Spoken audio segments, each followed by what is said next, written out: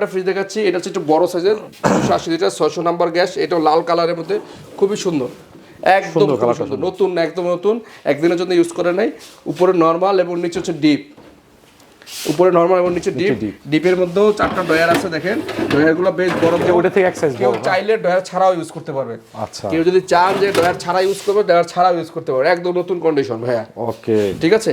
এই ফ্রিজগুলা আর বেশি নাই, 2 পিস ফ্রিজ আছে। যারা দ্রুত ইনবক্স করবেন তারা আমার সাথে যোগাযোগ করবেন, ঠিক আছে।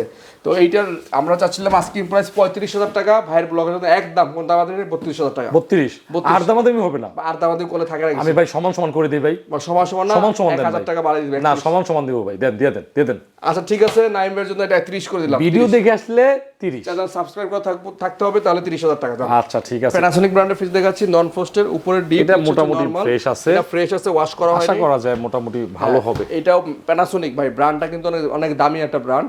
এটার দাম চাচ্ছিলাম 20,000 টাকা, আজকের ব্লগের জন্য 18 না 17 না 16,000 করে দিলাম। 16,000 টাকা না, একটু কমাই দেন। আচ্ছা 500 কম 15,000। না না না, 14,000 টাকা দিব, 14,000 দেন, এটা হয়ে যাবে। আচ্ছা ঠিক আছে, ফাইনাল প্রাইস 14,000 টাকা।